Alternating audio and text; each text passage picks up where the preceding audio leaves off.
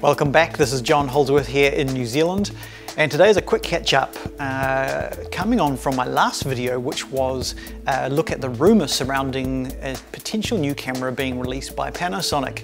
And this week it became official. Panasonic announced the Lumix GH5S, and a lot of people believed it was coming, a lot of people didn't believe it was coming. So my last video was sort of a piss take on the whole conspiracy theory around it, because the rumour mill went hot on this one.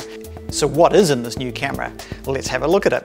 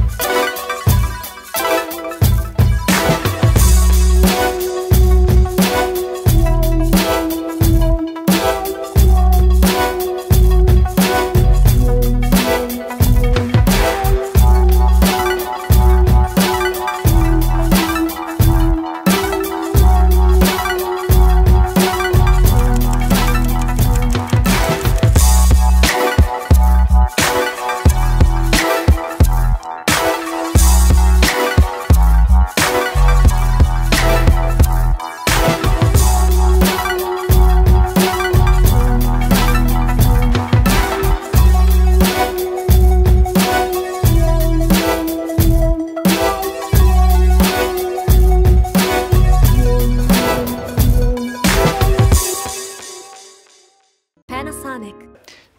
Yesterday, I was fortunate enough to have a play with the new GH5S. Didn't expect that. The camera was given out in December to a select number of photographers around the world. I wasn't one of those, but I found a local photographer who has still his GH5S, and he allowed me to meet up with him at lunchtime and have a little play with it before he takes it back to Panasonic. So thank you so much, Richard Wong, local New Zealand photographer. Check out his reviews. He's done some really good tests on the new GH5S. The link will be in the description. So what did I want from this camera? What did everybody want? Everybody wanted different things. We all want good low light capabilities, and that's what this camera has delivered and what it was rumored to deliver. So aside from that, people still want to have image stabilization built into it, because the GH5 has really brought that to a reality. It's the most amazing image stabilization, dual with lens and in-body working together. And now that people are used to that, they don't want to go back to gimbals. So the new GH5S does not have image stabilization, so that has caused a bit of controversy. It's really polarized people's opinions. Personally, it doesn't bother me. I still shoot on the GH4, which is what I'm shooting this on. And I've been waiting to go up to the GH5, but I haven't. So now I'm met with this conflict. Do I go with the GH5 or the GH5S? I don't use stabilization much at all, because I'm mostly shooting cinemagraphs. That's my personal niche, and that's always on a tripod. But I totally understand why some people are going to want image stabilization. This new camera is aimed apparently at professional. I hate the word professional because it means so many different things to different people. But really what they're saying is it's aimed at people who are shooting higher end productions where they will have stabilization systems for car rigs, for handheld. And the logic apparently is that with the in-body stabilization, it's a floating sensor. So even when you turn it off in the GH5, it's still floating in there. And if you mount that to a car, for example, you will always have some degree of shake, of movement of the sensor, especially with those real hard, jerky movements from mounting on a car, for example. So for people that are using a camera in that level of production for film, documentary, they would actually rather have a non-stabilized sensor, because when it's fully secured to the camera body internally, then you can put it on a stabilization, external stabilization system, and have much more accurate or much smoother stabilization. So that was the feedback Panasonic supposedly had from professionals, and it doesn't take into account the many other professionals who are shooting on the GH5 handheld for various other types of shoots, whether it's weddings, documentary, even short film, where it's a lower budget, they don't want the stabilization rigs, but they can do it all handheld. And once you're used to shooting on the GH5, I understand, to not have it in a camera is going to be tough to go back.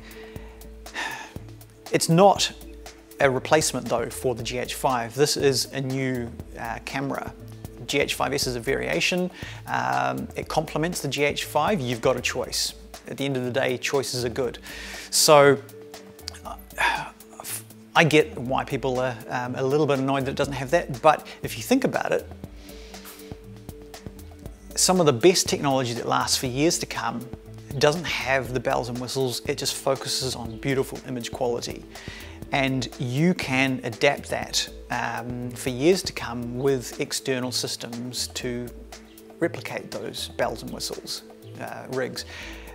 But the image quality of the GH5S is stunning. The low light quality is stunning.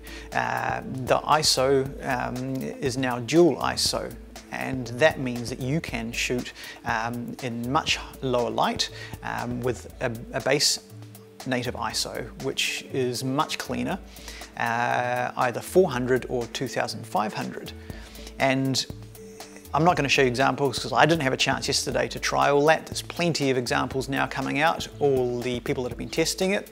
When I had to play with it yesterday, it was daylight out in the park, and what I wanted to test was a few things that are personal to me.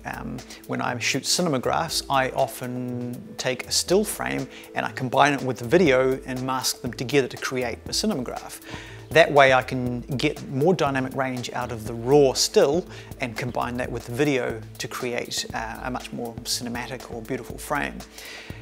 However, the new GH5S is a lower sensor, lower megapixel sensor, and that means that stills aren't going to have, they're not going to be as big, they're not going to be as large in terms of megapixel count, but it's also 14-bit RAW.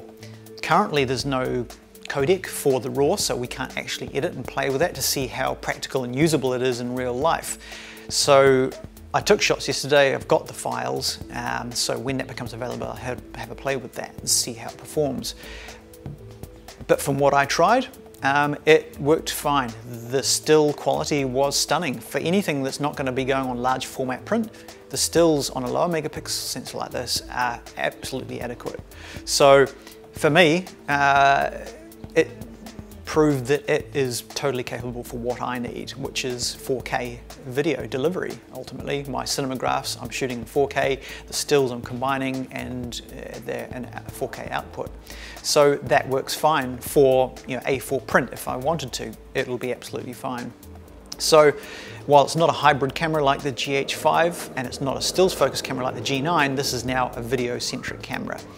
And for that purpose, it is a phenomenal camera. It's comparing pretty well to the Sony A7S II, which is a low light capable camera, really amazing. A lot of comparisons are showing that it's very close to being as good. I wouldn't say as good or better than, but incredibly close to it. So for the people that have had a GH5 and an A7R II together for different purposes, will they now consider actually going to just the one camera? The other reason I would consider going to full frame, and have done, is for the wider field of view. I just like that aesthetic. It looks beautiful. I came from shooting film, originally 35mm film, so I just like that field of view you get.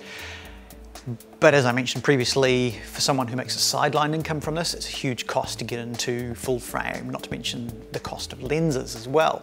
I've got some beautiful lenses for my Micro Four Thirds system, beautiful Lumix Leica lenses. I've got the 42.5 Nocticron and 100 to 400mm. Both, when they first came out, worth $2.5 grand each. So I've got an investment into the system. So it's going to be tough for me to move on. So what you also get with the GH5S is a wider field of view, which makes it even more tempting to stick with the system. It's a multi-aspect sensor, which means that in 16:9, you're actually now getting a wider field of view compared to the GH5. Because the multi-aspect sensor actually sits outside of the circle that the lens projects. And so a 16:9 will use the full width right to the corners of that circle, and previously the 16:9 was within the 4:3 frame, so it was going to the edge of the 4:3 frame, not to the edge of the actual circle. So that multi-aspect sensor brings some really great developments, and it means that with a speed booster, yet to be shown how that performs. I tested yesterday my speed booster XL with my Sigma 18-35, and it totally vignetted, as I had expected, because it already does on the GH5. The XL is designed for full frame lenses, and I tried that with some of my Nikkor lenses, and it looked beautiful. So with full frame lenses now, the XL adapter, which is more magnification, can bring a full frame lens down to apparently about 1.149, I believe it is, magnification, which is really getting close to that full frame look. I'm interested to see what the Speed Booster Ultra will do for the Sigma 18-35, because that's a really popular combo, particularly with the GH5 now, where it won't produce vignetting, but now that we've got this wider field of view, it may actually start to produce vignetting, in which case a new speed booster will have to be produced, because it has been a really popular combo. So that'll be interesting. Lots more information to come out. People are still testing. I believe the cameras have now started to move through to other photographers. More people are going to keep testing them out. So yeah, let's wait and see what gets produced. Right here at the end of the video, I'm going to show you what I shot yesterday. Just a quick look at the Cinemagraph I took of Richard Wong, the photographer who I met. I love taking portraits of other photographers. Nice to put them in front of the camera for once. And it came out really nicely. I didn't get to shoot in Vlog. I should have. I forgot to switch it on. That would have been really interesting to test out the dynamic range, but I was more interested to see how the still photo was going to match in with my video. So it was a great result. I'm very happy with it. And the grading on 10-bit, because I'm coming from the GH4, grading 10-bit, I noticed the difference. It's really nice. And of course now it's going to have 4K 10-bit in 24, 25, 30p. So it doesn't have it in 60, but it's now of course gone up to 240 frames per second for HD. So that's another great feature which I didn't play with yesterday, but I look forward to trying out at a later date. So there we go. Hopefully I'll get some more updates and a chance to play with this camera again, and if I purchase it, you will know about it pretty soon. So till next time, all the best, catch up soon.